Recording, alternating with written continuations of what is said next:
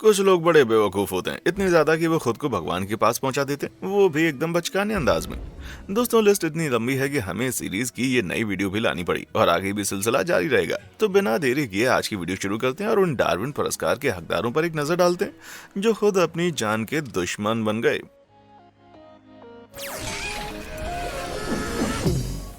मौत का बिस्तर।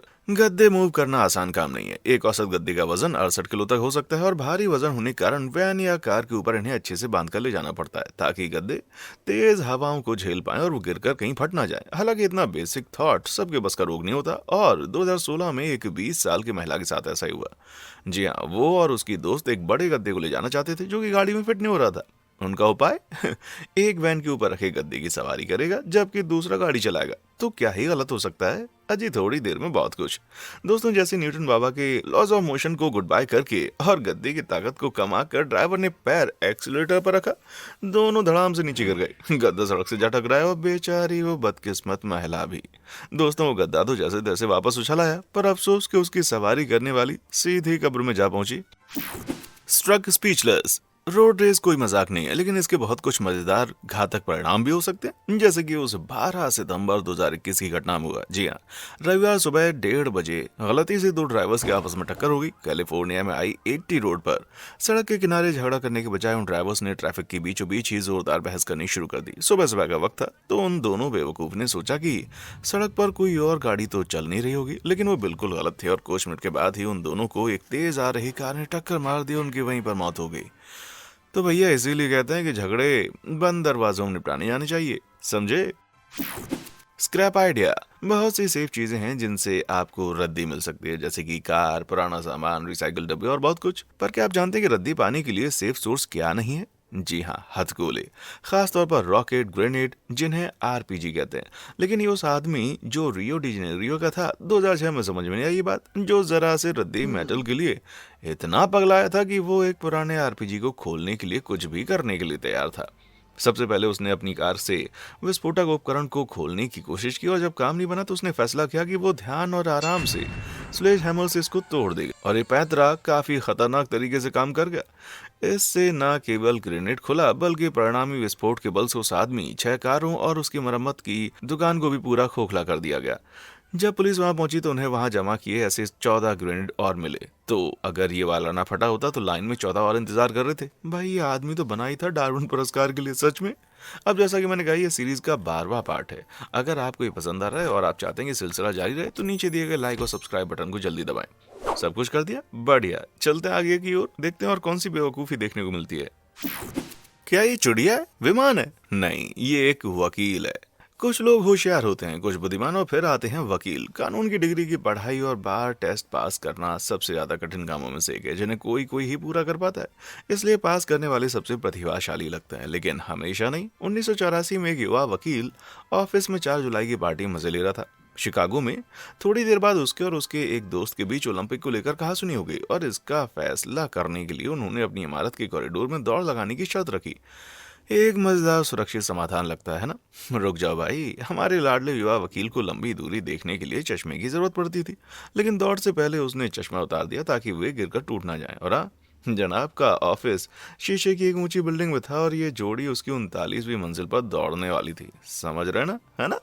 पर हमारे वकील साहब इसे नहीं समझ पाए। वो जैसे ही तेजी से दौड़े, वो सामने अच्छे से देख नहीं पाए और सीधे एक प्लेट कांच की खिड़की के शीशे से नीचे दुर्घटनाग्रस्त हो गया। भले ही वो रेस हार गया हो, लेकिन 39वीं मंजिल से डायरेक्ट नीचे तक 400 फीट की यात्रा सिर्फ 6 सेकंड में पूरी करके उसने तो भैया एक नया वर्ल्ड रिकॉर्ड बना दिया। पागल कहीं का। कस को चकमा। हर इंसान के जिगर पर रात को पीने के बाद उसका बिल देने के वक्त सांप लौटते हैं। सभी के लिए ड्रिंक ऑर्डर करना 4 घंटे पहले कितना मस्त आइडिया लग रहा था ना? जबकि ज्यादातर लोग अपनी ईगो को परे हटाकर भुगतान कर देते हैं। लेकिन 2001 में काहिरा की एक बार में 2 सज्जनों को कुछ अलग करने की सोची। अपने $180 के बिल से बचने के लिए नील नदी में गोता लगाकर वहां से फरार हो गए। व्हाट एन आइडिया सर जी। पर सबको पता है कि काहिरा में नील लगभग 1000 फीट चौड़ी हो जाती है, जो लगभग 13 टेनिस कोर्ट की लंबाई जितनी बनती है। मुझे आपका तो नहीं पता, पर मैं तो होश में भी इतना बिल्कुल नहीं तैर सकता। $180 की विस्की पीने के बाद तो सवाल ही नहीं उठता। जबकि नशे में धुत युगलों में से एक किनारे तक जाने में कामयाब रहा, जहां पुलिस पहले से उसका इंतजार कर रही थी। दूसरे के तैरने की क्षमता ने उसे चूना लगाकर अंदर ही अंदर डुबो दिया और वो मर गया। बिल ना चुकाने का ये कौन सा तरीका हुआ मेरे भाई। High on life. यूएस में आपको घास काटने की मशीन चलाने के लिए लाइसेंस की जरूरत नहीं है, बस जब तक आप उसे सार्वजनिक सड़क पर नहीं ले जाते। पर क्या आप जानते हैं कि किसे चलाने के लिए लाइसेंस की जरूरत पड़ती है? जी हाँ, विमान को।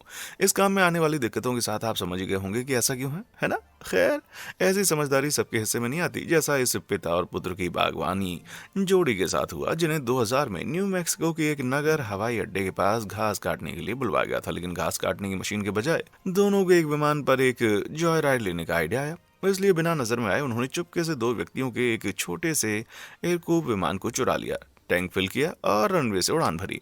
पर 150 फीट की दूरी तक उड़ते ही अचानक विमान डगमगाने लगा। अब ज्यादातर पायलट्स को पता होगा कि इस स्थिति में क्या करना है, पर दुर्भाग्य से ना तो पिता और ना ही पुत्र पायलट थे।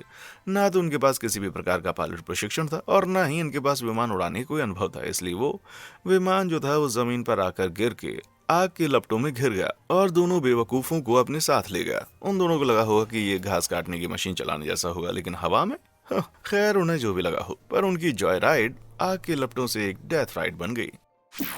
एक असली पटाखा। जी हाँ, आपके लिए एक सवाल है। अगर आपको पटाखे चाहिए और वो छोटे विस्फोटक जो सच में जोरदार धमाका करते हैं, तो आप क्या करेंगे? आप उन्हें सीधे खरीद लेंगे, है ना, एक आम इंसान की तरह। खैर, 2002 की एक रिपोर्ट के अनुसार क्रोएशिया में एक व्यक्ति ने सोचा कि पटाखों के लिए पैसे खर्चना पुराना हो गया है, तो उसने नए साल के लिए खुद ही इन्हें बनाने का फैसला किया। कैसे? उसके पास जो कुछ भी था उसका उपयोग करके, जिसमें एक चेन सा और एक हथगोला भी शामिल था। अब यहाँ समझाने की कोई जरूरत तो है नहीं कि एक विस्फोटक को चेनसा से छेड़ना एक बुरा आइडिया हो सकता है। तो दोस्तों, इसकी कीमत इस पागल ने अपनी जान गवा कर चुकाई, लेकिन इसने उसे डार्विन पुरस्कार तो दिला दिया। अब कम से कम उसके पास जश्न मनाने के लिए हाथ में कुछ तो होगा। मछली का जाल। क्या आपने कभी ब्लास्ट फिशिंग के बारे में सुना? जी हाँ, लोग इसमें आसानी से चुनने के लिए खुले पानी में मछली के पूरे झुंडों को बेहोश या मारने के लिए विस्फोटकों का उपयोग करते हैं। ये एक बहुत ही खतरनाक और काफी हद तक अवैध काम है, लेकिन ये काफी नहीं पड़ा इलिनॉइस के उन बेवकूफों के जोड़े के लिए जो कि 1998 में संडे दोपहर को ब्लास्ट फिशिंग करने चल पड़े थे। दोनों दोस्त 14 फीट की एल्यूमिनियम नाव में सवार हुए और फॉक्स लेक के पानी पर रवाना हुए। काफी दूर आने के बाद उन्होंने डायनामाइट की एक चौथाई बत्ती जलाई, उसे पानी में फेंक दिया और मछली के उनके ऊपर तैरने का इंतजार करने लगे। लेकिन उनको अंदाजा नहीं था कि उन्होंने डायनामाइट को अपनी नाव के नीचे फेंक दिया था। इसलिए कुछ सेकंड के बाद ही उनकी नाव को डायनामाइट के धमाके ने उड़ा दिया। इस विस्फोट ने उनकी नाव में एक बड़ा सा छेद करके उसे किनारे से लगभग 100 गज की दूरी पर डुबो दिया। अब यह साफ नहीं है कि उनमें से एक इस विस्फोट से बेहोश हुआ या वो ज्यादा तक तैर नहीं सका, पर जो भी हो वो वहीं पर अपनी जान गंवा बैठा। कम से कम अब वो समझ चुका होगा कि मछलियों को कैसा लगता होगा। बेवकूफ कहीं का। स्कार्मा। स्कीइंग के लिए आपको कुछ चीजों की जरूरत पड़ती है, सही कपड़े, सही उपकरण और साफ विजिबिलिटी।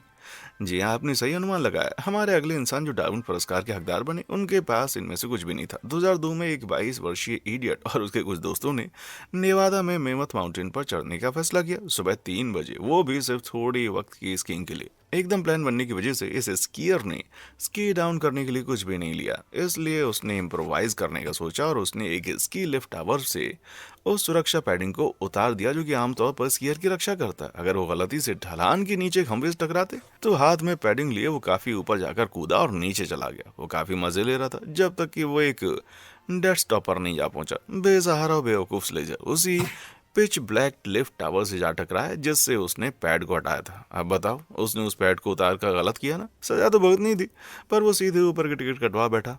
कर्मों के ऐसे फल पर हंसूं या रूं, समझ नहीं आता यार। जैसे को तैसा। करने से पहले चेक करें। अजय, मैंने आज तक दुकान से टॉफी तक नहीं चुराई, लेकिन मुझे भी पता है कि जब आप कभी चोरी करने जाएं तो 2 बार जांच परख लें कि आप चुराने के हवाले, नहीं तो आपका हाल भी चेक गणराज्य के 5 बेवकूफों जैसा हो जाएगा जो कि 2008 में डार्विन अवार्ड्स में शामिल हुए थे। इन 5 मंदबुद्धियों ने उस कारखाने से बेकार धातु के सेंध लगाने का सोचा जो क्लाडनो शहर में सुनसान पड़ा हुआ था। उन्हें जल्दी से स्टील के 2 सीधे खंभों को काटना शुरू किया, लेकिन उन्हें इस बात का एहसास नहीं था कि खंभे ही उनके ऊपर कारखाने की छत की इकलौती सपोर्ट है। तो उन्हें गिराने के बाद छत जाहिर है पूरी तरह से ढह गई, जिससे 2 चोर वहीं पर कुचल गए और मारे गए और 3 जख्मी हुए। तो इस कहानी के बाद भी आप अगर नहीं सुधरे तो याद रखें भैया, गुरुत्वाकर्षण कोई फर्क नहीं करता, चाहे दुर्घटना हो या सिर्फ आपकी बेवकूफी हो। खराब बंजी। क्या आपने कभी बंजी जंपिंग की है? ये खूबसूरत अनुभव है, लेकिन किसी पुल या चट्टान से कूदना जिसमें आपको नीचे टकराने से बचने के लिए घुटने से सिर्फ बड़ी लोचदार रस्सी बंधी हो, ये काफी खतरनाक है। यही कारण है कि आपको इसे हमेशा उन पेशेवरों के साथ करना चाहिए जिनके पास सभी सही गियर हो, लाइसेंस और बीमा भी। जो रोमांच के भूखे इंसान ने 1997 में नहीं किया। फेयरफैक्स काउंटी वर्जीनिया के इस 22 वर्षीय फास्ट फूड कार्यकर्ता ने 70 फीट रेड रोल ट्रिस्टल ब्रिज से अपनी बंजिंग करके कुछ सस्ते रोमांच की तलाश करने का फैसला किया। एकमात्र समस्या ये थी कि उसके पास पेशेवर रूप से बनी मोटी सुपर बंजी कॉर्ड नहीं थी, इसलिए उसने उसे खुद बनाया। क्या आप सोच सकते हैं कि उसने इसे किस चीज से बनाया होगा? Bungee cord. जी हाँ, वो छोटी लोचदार पट्टियां जिसका यूज आप कार, ट्रक को बंद या फिर स्लीपिंग बैग को बैकपैक से जोड़ने के लिए करते हैं। हाँ भाई, किसी तरह उसने सोचा कि इनका एक साथ बंधा हुआ गुच्छा उसके वजन को कूदने पर आसानी से संभाल लेगा। और आप जानते हैं कि ऐसा सच में हो सकता था अगर उसने रस्सी को छोटा रखा होता तो। पर अपनी बेवकूफ़ी की चाल में उसने रस्सी को बहुत लंबा बना दिया था, जिस वजह से वो 70 फीट नीचे फुटपाथ पर धड़ाम से गिर गया। भाई, मरने के ऐसे नए अजीब तरीके क्यों ढूंढ लेते हो बे? निकलने का मुश्किल काम। 1999 में अब तक का सबसे अद्भुत डार्विन पुरस्कार मेरी राय में बॉन, जर्मनी के गुमनाम कलाकार को दिया गया। कलाकार स्पष्ट रूप से पेशेवर तलवार निगलने वाला था। वो लंबी हास्यास्पद वस्तुओं की एक बड़ी श्रृंखला को निगलने में सक्षम था, जैसे तलवारें, गुब्बारे और यहाँ तक की बड़ी छतरियां। फिर एक दिन जब वो एक छतरी के साथ अपनी कला का प्रदर्शन कर रहा था तो गलती से उसने छतरी के हैंडल पर ऑटोमेटिक रिलीज का बटन दबा दिया। वो छाता एकदम से खुल गया जो उसने निगला था, और ये मनोरंजन करने वाला इंसान इसे दोहराने के लिए जिंदा नहीं बच पाया। ये लगभग प्रशंसनीय लगता है, और जबकि कलाकार ने डार्विन पुरस्कार भी अर्जित किया। पर कहानी में कई झोल है। शुरुआत के लिए इसकी पहली रिपोर्ट 1997 में सामने आई, ना कि 1999 में। तब से एक ही कहानी की कई रिपोर्ट्स अलग अलग वर्षों में सामने आई हैं। 2007 में न्यू जर्सी में बोरिस नाम के कलाकार के साथ भी ठीक ऐसा ही हुआ था। बस इन कहानियों में से किसी के भी सच्चे होने का सबूत देने के लिए कोई मृत्युलेख या रिकॉर्ड नहीं है। तलवार निकलने वाला समुदाय यहाँ तक दावा करने के लिए एक साथ आए कि किसी के गले के नीचे एक मुड़ा हुआ छाता फिट होना संभव ही नहीं है, क्योंकि ये बहुत ही चौड़ा होगा। तो ये दोनों बस झूठी कहानियां थी। जी हाँ, क्या आपने कभी किसी को पूरी छतरी निकलते देखा है? हो सकता है कि आपके पास इसकी कोई तस्वीर हो। अगर है तो उसे हमें भेजना मत भूलेगा, ताकि हम अगली वीडियो में उसका इस्तेमाल कर सकें। बस दुआ करो कि उससे पहले हम भी अपनी बेवकूफ़ी से कहीं डूब ना जाए। तो आइए आगे बढ़ते हैं। जिपाडी डूडा। विदेशियों में ब्रितानियों की रेपुटेशन खासी अच्छी नहीं है। रूढ़िवादी रूप से वे लाउड, अप्रिय और कभी कभी इतने मूर्ख हो सकते हैं कि वे खुद को डार्विन पुरस्कार भी अर्जित करवाते हैं। कम से कम एक ब्रितानी ने 2002 में इतालवी एल्प्स में यही काम किया। 49 वर्षीय पर्वतारोही अपने परिवार के साथ था। उत्तरी इटली में बेलोना के पास पहाड़ों से अविश्वसनीय दृश्यों का आनंद ले रहा था, और फिर जिसे मैं पूरी तरह से पागलपन कहूंगा वो करके उसने पहाड़ चढ़ने वाली केबल को अपनी पुरानी पड़ी कार केबल से बदल दिया और अपने हाथों का उपयोग करके इसे नीचे स्लाइड करने की कोशिश की। पता नहीं क्यों उसे लगा कि सिर्फ अपने हाथों का उपयोग करके ही वो अपने आप को अच्छे से नियंत्रित कर लेगा, जबकि आसपास के सभी लोग, यहाँ तक कि राहगीरों ने भी उसे रोकने की कोशिश की, पर उन्हें अनदेखा करके उसने अपनी मनमानी की। शायद उस पुराने कार केबल पर ग्रीस की एक परत जमी हुई थी, या शायद उसके पास उतनी ताकत नहीं थी जितनी उसने सोची थी। खैर, जो कुछ भी था, उसने जल्दी से नियंत्रण खो दिया। वो कई चट्टानों से टकराया और आखिर में केबल से लगभग 650 फीट नीचे एक मेटल खंभे से जाकर टकरा गया और फिर चल बसा। और हाँ, जब आप कुछ इतना बचकाना करने वाले हो ना कि अजनबी भी आपको रोकने की कोशिश करें, तो भाई आपको सच में रुककर उस पर थोड़ा सोचना चाहिए। हाँ, जब तक आप डार्विन पुरस्कार पाने के लिए कुछ ज्यादा ही ना तरस रहे हों। जेल बर्ड की उड़ान। फिल्मों में जेल ब्रेक सच में बहुत ही अच्छे लगते हैं और लगभग हमेशा बिना किसी रोक टोक के कामयाब भी होते हैं, लेकिन असल में वे बड़े पर्दे पर दिखाई देने की तुलना में कहीं ज्यादा खतरनाक और बचकाने होते हैं। जैसा कि 1997 में एलेघिनी काउंटी जेल के कैदी ने साबित किया। उसने फैसला किया कि सजा काटने के बजाय वहां से भागना बेहतर रहेगा, इसलिए उसने अन्य कैदियों से छीनी गई कुछ चादरों को एक साथ बांधा, अपने सेल की खिड़की को चकनाचूर करके तोड़ दिया और फिर जेल की दीवार से लटक कर भागने के लिए उसी बेडशीट रस्सी का इस्तेमाल किया। लेकिन उसके प्लान में दो बड़ी दिक्कतें थीं। पहला, उसका अस्थायी रस्सी लगभग 6 फीट लंबी थी, लेकिन उसकी कोठरी 17वीं मंजिल पर थी, इसलिए उसकी रस्सी जमीन से लगभग 90 फीट छूटी रह गई। दूसरा, उसने कांच के बचे हुए टुकड़ों को खिड़की के फ्रेम से साफ नहीं किया था, जिससे ये टुकड़े नीचे उतरते वक्त लगातार चादर को काट रहे थे। फिर अचानक से पूरी चादर कट गई और वो 8वीं मंजिल से नीचे गिरा। उसकी मौत हो गई। ओ भाई, इस गधे को क्रिमिनल किसने बनाया? मरने की स्लाइड। हमने साबित किया है कि लोग कितने डम्ब हो सकते हैं, लेकिन क्या आप जानते हैं कि उन्हें और भी बेवकूफ क्या बनाता है? शराब। और यही शैतानी रस था जिसने कनाडा कैलगरी के एक 25 वर्षीय व्यक्ति को डार्विन पुरस्कार साल 2000 में दिलवाया। और वो और उसके दोस्त शराब पी रहे थे और उन्होंने एक दोस्त का अपार्टमेंट कॉम्प्लेक्स में पार्टी जारी रखने का फैसला किया। तभी उनमें से एक ने बाकियों को यह कहकर चुनौती दी कि इन हाउस वाटर स्लाइड की सवारी कौन करेगा। स्पॉइलर अलर्ट, ये वास्तव में पानी की स्लाइड नहीं बल्कि कॉम्प्लेक्स की कचरा ढलान थी। दुर्भाग्य से हमारे महारथी ने नशे में इस प्रस्ताव को स्वीकार कर लिया। नशे की हालत में उसे स्पष्ट रूप से ये नहीं पता था कि एक इंडस्ट्रियल कचरा कंपैक्टर दूसरे छोर पर उसका इंतजार कर रहा होगा। हालांकि ये उसकी सबसे छोटी चिंता थी, क्योंकि वो शूट डाउन लगभग 12 मंजिला ड्रॉप था, 100 फीट से ज्यादा। खैर, डार्विन पुरस्कार जीतकर कम से कम उसका मरना तो बेकार नहीं गया, उसके शरीर की तरह। बेचारा।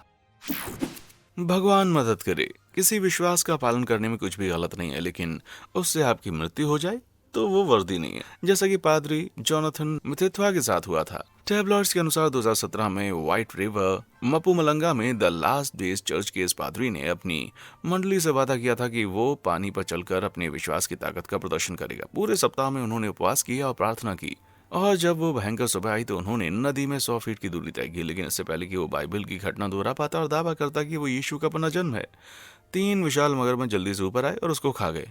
जी हाँ, किसी तरह पादरी मथेतवा भूल गए कि इस नदी का उपनाम मगरमच्छ नदी रखा गया था, और जाहिर तौर पर पूरी तरह से चर्च के डीकन नगोसी ने कथित तौर पर कहा कि 30 मिनट के बाद पादरी का उसकी सैंडल और अंडरवियर के अलावा कुछ भी नहीं बचा था। दुनिया भर के टैबलॉइड कहानी की रिपोर्ट करने के लिए दौड़ पड़े, लेकिन कुछ गड़बड़ तो पक्का थी। कहानी की रिपोर्ट करने वाले टैबलॉइड जिम्बाब्वे में थे, लेकिन व्हाइट रिवर पड़ोसी देश दक्षिण अफ्रीका में। तो जिम्बाब्वे में किसी को पहले ये कहानी कैसे मिली होगी? यह पता चला कि पूरी कहानी सिर्फ एक धोखा थी। न्यूज रूम में किसी ने सनसनीखेज बनाने के लिए इसको तैयार किया, लेकिन फैक्ट ये है कि इतने सारे समाचार आउटलेट और लोगों ने इसे सच भी मान लिया। तो ये प्रूव करता है कि सभी की असलियत से कितना विश्वास उठ चुका है भाई। भगवान के करीब जाना। मेरी राय में जो कोई भी चैरिटी का काम करता है वो एक अविश्वसनीय इंसान है, लेकिन सही इरादों और फंड राइजिंग के कुछ गलत तरीकों से वो जानलेवा बेवकूफ़ी बन सकते हैं। उदाहरण के लिए हम 2008 में वापस जाएंगे और परानागुआ ब्राजील जाएंगे। यहाँ पर एक कैथोलिक पादरी 1000 हीलियम के गुब्बारे भरने में व्यस्त था। क्यों? क्योंकि वो 19 घंटे के गुब्बारे क्लस्टर उड़ान रिकॉर्ड को तोड़ना चाहता था, ताकि उससे मिले धन से वो ट्रक ड्राइवरों के लिए आध्यात्मिक विश्राम क्षेत्र बना सके। उसने उस वर्ष की शुरुआत में पहले 6000 गुब्बारों का उपयोग करके एक प्रयास किया, लेकिन वो केवल 4 घंटे के लिए हवा में रहने में कामयाब रहा और 16 मील की दूरी पर सैन एंटोनियो अर्जेंटीना में चला गया। पहले से ज्यादा गुब्बारों के साथ उस पुजारी ने, जो एक अनुभवी स्काई डाइवर भी था, एक फ्लोटेशन डिवाइस, 5 दिन का भोजन, पानी, एक थर्मल फ्लाइट सूट और एक पैराशूट, एक हेलमेट, कई सेलफोन और एक जीपीएस डिवाइस भी पैक किया। ऐसा लग रहा था कि उसने सब कुछ सोच रखा था, लेकिन वो नहीं जानता था कि जीपीएस डिवाइस का उपयोग कैसे किया जाता है। इतना ही नहीं, जब उन्हें छोड़ा गया तो मौसम बहुत ही खराब था, इसलिए जमीन पर मौजूद लोगों ने उन्हें बहुत जल्दी खो दिया। वो लगभग 550 मील दूर और मध्य दक्षिण अमेरिका में डोराडोस में उतरने की योजना बना रहा था, लेकिन गुब्बारों की बात यह है कि वो हवा को फॉलो करते हैं। तो खुद को चलाने के किसी भी तरीके के बिना एक तेज हवा के झोंके ने फादर को उड़ा दिया, वो भी सीधे समुद्र के अंदर। उस शाम बाद में ये महसूस करते हुए कि वो अपना जीपीएस नहीं चला सकता, उसने सैन्य पुलिस को फोन किया, जिसने पुष्टि की कि वो वास्तव में तंबोरेटे के द्वीपों से लगभग 16 मील दूर था। और उसके बाद उन्होंने उससे फिर कभी बात नहीं की। अगले दिन समुद्र में गुब्बारों के एक समूह पाए गए और 3 महीने के बाद मकाई से 62 मील दूरी पर तैरते हुए फादर की बॉडी भी खोजी गई। तो क्या हुआ? क्या वो बहुत तेज से और जल्दी से उड़ा जिससे ऑक्सीजन खत्म हो गया? क्या गुब्बारे विफल हो गए थे? और क्या उसे समुद्र में दुर्घटनाग्रस्त कर दिया गया था? क्या वो तूफान में फंस गया था? ऐसा लगता है कि उसे एहसास ही नहीं हुआ कि वो बहुत देर तक समुद्र के ऊपर था और फिर वो दुर्घटनाग्रस्त हो गया।